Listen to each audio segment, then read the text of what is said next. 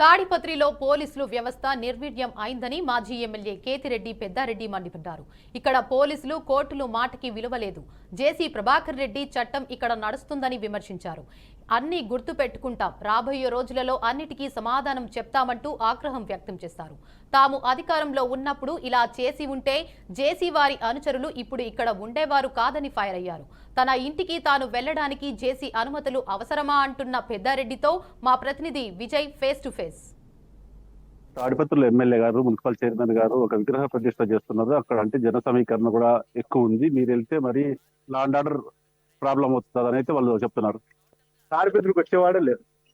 నేను ఈ రోజు కూడా చెప్తాను కదా, వదిలేదండి, లా అండ్ ఆర్డర్ ఉంటా వదిలేయండి. నా ప్రాబ్లం ఏందో చూడండి. మమ్మల్నే కదా ముద్దాయిలు చేసేది, అవతల నేను ముద్దాయిలు చేయరు కదా. మా ఇంటికి మేము పోలేని పరిస్థితి వచ్చినప్పుడు మేమేం చేయాల? ప్రతిసారి పోలీసులు, నేను ఇంటికి పోయినా పోలీసులు పట్టగలరు సార్. ఏం జేసీ ప్రభాకర్ అనుచరులో నన్ను తీసుకురావడంలే, నా ఇంటి మీద దాడి. ఇప్పుడు నన్ను పోలీసులు తీసుకొస్తారు. ఈ రోజు కూడా వదిలేయమని చెప్తాను. నేనేమో మీకు ఆర్డర్స్ ఉన్నాయి, మీరు కానీ చూస్తాం ఎన్ని రోజులు నడుస్తుందో, ఎప్పుడు నడుస్తుందో చూస్తాం. అది కూడా మేము కూడా చెప్తారు. అందరూ ఏమి చాలా మంది ఇబ్బంది పడే వాళ్ళంతా చెప్తారు. దారులు దండిగా ఉన్నాయి, చూసిన నాలుగు ఓర్పు సహించేంత వరకు చూస్తాము. తర్వాత పోలీసులే దాని లా అండ్ ఆర్డర్ ప్రాబ్లం ఎట్లా కాపాడుకోలేరు, వాళ్ళకే వాళ్ళ నిర్ణయానికి వదిలేదు. సాటి కాకుండా దండిగా దావులు ఉన్నాయి తాడిపత్రి. నేను పోతా అంతేగాని ఉంటే వాళ్ళు అడ్డుకొని లేవి జరగని ఏంటుకుంటారు. వీళ్ళంతా డిపార్ట్మెంట్ అంతా లా అండ్ ఆర్డర్. అమాయకులను, రైతులను, లేకపోతే వైఎస్ఆర్సీపీ కార్యకర్తలు వాళ్ళని కొట్టేక ఉండేది, వాళ్ళని తీసుకుని తప్పుడు కేసులు పెట్టేక ఉండేది. ఏదన్నా కానీ లా అండ్ ఆర్డర్ ప్రాబ్లం కాపాడే దానికోసం ఉంటారు. అంతే తప్ప law and order problem break చేసేదానికి లేదు. వాళ్ళు బ్రేక్ చేస్తారు. చూస్తాము ఎన్నాళ్ళు ఉంటాయి ఈ ప్రభుత్వాలు, ఈ కథ. ఏం మాకు రాదు అవకాశం. ఈ రోజు కాకపోతే రేపు వస్తుంది, రేపు కాకపోతే అవకాశం వచ్చినప్పుడు రెండింతలు ఉంటుంది దాని రివైజ్ అనేది. ఆ రోజు చూస్తారు. నేనేమో శక్తి లేనో, బలహీనో, లేకపోతే ఇంకోటి అయితే కదా, ఏందల్లో నాకు శక్తి లేదులే, అంత పెద్దోళ్ళతో కొట్లాడు. నేను ఎప్పుడు కూడా ఎంత పెద్దోడు కూడా మతం చూస్తాను, కాళ్ళు జున్ను అని. ఎందుకంటే తల చూస్తేనే వాడి పొగురు, వాడికి అంతా తెలిసేది. కాళ్ళు చూస్తే పుట్టుకోసి తెస్తుంది, మన దాసోహం అవుతున్నాం తెలుస్తుంది.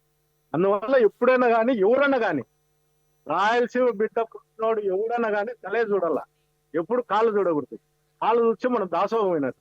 నేను ఎప్పుడు ప్రతి వ్యక్తిని నేను తలే చూస్తా కాబట్టి, ఆ తల చూస్తాండ కాబట్టి అతనికి భయం, నేను వచ్చే ఏముంటుందో, ఏం జరుగుతుందో.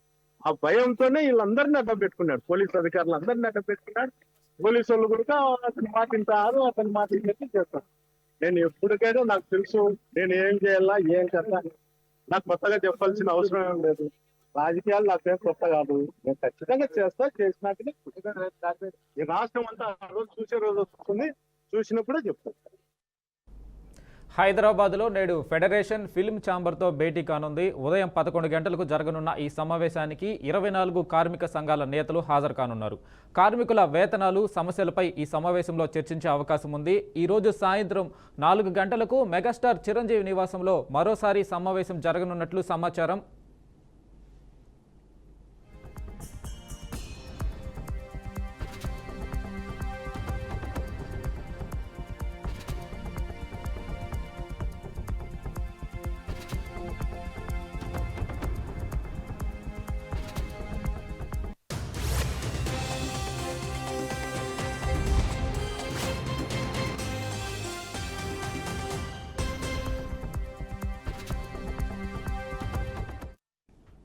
హైదరాబాద్లో నేడు ఫెడరేషన్ ఫిల్మ్ ఛాంబర్తో భేటీ కానుంది. ఉదయం 11 గంటలకు జరగనున్న ఈ సమావేశానికి 24 కార్మిక సంఘాల నేతలు హాజరు కానున్నారు.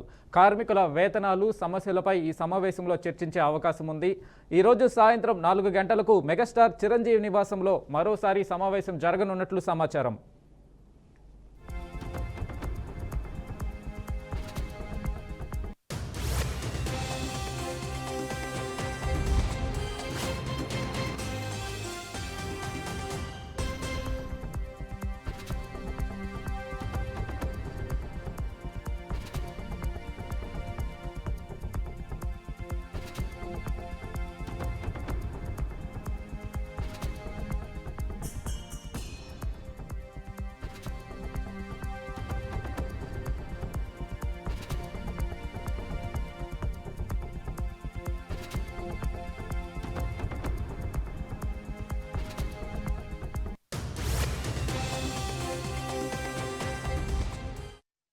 ఇక దీనిపై పూర్తి సమాచారం మా ప్రతినిధి ఉమా అందిస్తారు. ఉమా, చెప్పండి, ఫిల్మ్ ఛాంబర్ ఫెడరేషన్ భేటీకి సంబంధించి అప్డేట్స్ ఏంటి?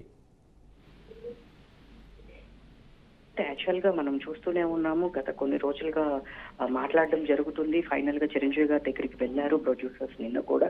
అండ్ ఈ రోజు కూడా ఫెడరేషన్ పర్సన్స్, యూనియన్ మెంబర్స్ కూడా ఈ రోజు ఈవినింగ్ 4 o'clock కలిసే ఇది ఉంది. సో ఈ రోజుకైనా సరే సమస్య ఒక కొలుపుకొచ్చిద్దని చెప్పేసి అందరూ అనుకుంటున్నారు. ఇప్పటికే షూటింగ్స్ కి ఇబ్బంది అవుతుంది అని చెప్పేసి మనము చూస్తూనే ఉన్నాము, ఎంత ఇబ్బంది పెడుతున్నారు అందరూ. బట్ కాకపోతే వాళ్ళు అడిగే 30% ఇస్తారా, లేదు అంటే వీళ్ళు అనుకున్న విధంగానే పెంచుకోకుండా 2,000 మాత్రమే ఉన్న వాళ్ళకి మాత్రమే పెంచుతారా అనేది ముందు ముందు చూడాల్సి ఉంది. అయితే ఉమా, చెప్పండి, చిరంజీవితో భేటీ కానున్న నేపథ్యము, చిరంజీవితో భేటీ ఈరోజు ఖచ్చితంగా జరిగే అవకాశం ఉందా? ఈ భేటీకి సంబంధించి ఫిల్మ్ ఛాంబర్కి సంబంధించిన సభ్యులు ఏమన్నా చెప్పడం జరిగిందా? ఇప్పుడు వరకైతే వెంకట్ లేదు, కలిసే అపాయింట్మెంట్ అయితే ఉంది. డెఫినెట్ గా ఈ రోజు అయితే మేము కలుస్తాము అని చెప్పేసి చెప్తున్నారు. సో ఎందుకు ఏంటి ఈ విషయం గురించి ఇంకా బయట చాలా మంది లేదు మళ్ళీ ఏమన్నా పోస్ట్ పోన్ అవుతుందా అనేది కూడా ఉంది. కాకపోతే లేదు, క్లియర్ గా ఛాంబర్ వాళ్ళే చెప్తుంది ఏదే అంటే ఏంటని కనుక, లేదు ఈ రోజు కంపల్సరీ కలుస్తాము చిరంజీవి గారిని, ఈ సమస్య ఒక కొలిక్కి తీసుకురావాలని చెప్పి చూస్తున్నారు. ఎందుకంటే ఇప్పటికే చాలా లేట్ అవుతుంది. అలాగే ఎవరైతే యూనియన్ సభ్యులు ఉన్నారో వాళ్ళు కూడా ఇన్ని రోజుల నుంచి వర్క్ కి వెళ్ళలేని పరిస్థితి ఉంది. వాళ్ళు కూడా డైలీ లేబర్ కాబట్టి మేము చేసుకుంటేనే తినే పరిస్థితి ఉంది. మాకు మేము ఇబ్బంది పడుతున్నాము. ఈ ప్రాబ్లం ఏదైనా ఒక సాల్వ్ చేయాలి, ఒక కొలిక్కి రావాలి. సో యూనియన్ ఇప్పుడు ఇంకొక వినిపిస్తుంది ఏంటి అంటే, యూనియన్ మెంబర్స్ ఎవరైతే ప్రెసిడెంట్, సెక్రటరీలు ఉన్నారో ఏదో వాళ్ళు కావాలని వాళ్ళ హైప్ కోసం చేస్తున్నారనే ఇది కూడా వినిపిస్తుంది Venkat. Right Uma, thank you.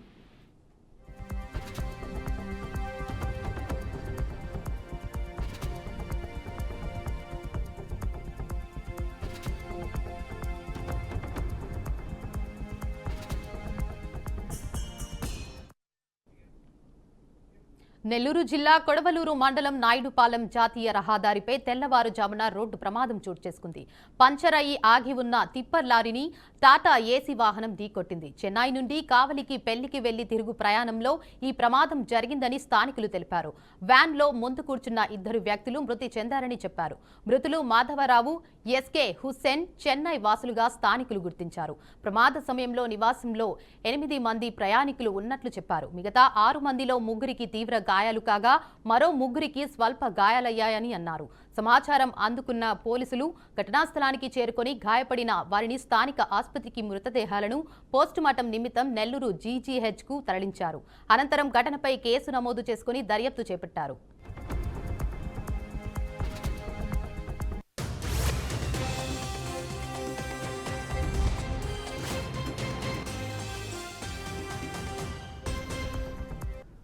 Mahabubabad జిల్లాలో గత కొన్ని రోజులుగా కురుస్తున్న భారీ వర్షాలకు వాగులు, వంకలు పొంగిపొర్లుతున్నాయి. భారీ వర్షాల కారణంగా మండలంలోని గాదేవాగు, కొత్తపల్లి వాగులు ఉధృతంగా ప్రవహిస్తున్నాయి. పలు గ్రామాలకు రాకపోకలు నిలిచిపోయాయి. రేణ్యా తండాలో వరద నీరు ఇళ్లలోకి చేరడంతో ప్రజలు తీవ్ర ఇబ్బందులను ఎదుర్కొంటున్నారు. రాళ్లతోటే వాగు వద్ద వరద ప్రవాహం అధికంగా ఉండడంతో ఒక ఆర్టీసీ బస్సు నిలిచిపోయింది. ఉధృతంగా ప్రవహిస్తున్న వాగులను ఎవరూ దాటవద్దని పోలీసులు హెచ్చరికలు జారీ చేశారు. కొత్తగూడ మండల ప్రజలకి పోలీసు వారి విజ్ఞప్తి, నిన్న రాత్రి నుండి కురుస్తున్న భారీ వర్షాలకి గుంజేడు వాగు మరియు రాళ్ళతెట్టె వాగు, బుర్కపల్లి వాగులు, మిగతా చిన్న చిన్న వాగులు ఉధృతంగా ప్రవహిస్తున్నాయి. ఎవరు కూడా వాగు దాటే ప్రయత్నం చేయకండి, సాహసం చేసి దాటే ప్రయత్నం చేయకండి, ప్రాణాలు కోల్పోవద్దు. పోలీసు మరీ విజ్ఞప్తి చేస్తున్నాం. 15 రోజుల క్రితం కూడా ఒక ఇన్సిడెంట్ జరిగింది. దురదృష్టవశాత్తు ఒక వ్యక్తి ప్రాణాలు కోల్పోయిండు. కాబట్టి వాగులు దాటకండి. వాగులు దాటిన తర్వాతనే కొత్తగూడ మండల ప్రజలకి విజ్ఞప్తి, పోలీసు వారి విజ్ఞప్తి, నిన్న నైట్ నుండి కురుస్తున్న 4 గంటలుగా దాదాపు 4 లేదా 6 గంటలుగా కురుస్తున్న భారీ వర్షాలకి ఈ రాళ్ళతెట్టె వాగు అండ్ గుంజేడు వాగు, బుర్కపల్లి వాగు ఉధృతంగా ప్రవహిస్తున్నవి. ఎవ్వరూ కూడా వాగు దాటే ప్రయత్నం చేయొద్దు దయచేసి, ఎందుకంటే ప్రాణాలు కోల్పోయే ప్రమాదం ఉంది. మీరు వర్షాభావం తగ్గిన తర్వాత వెళ్ళాలని మేము విజ్ఞప్తి చేస్తున్నాం. చేపలు కూడా పట్టడానికి ఎవరు కూడా వెళ్ళొద్దని విజ్ఞప్తి చేస్తున్నాం.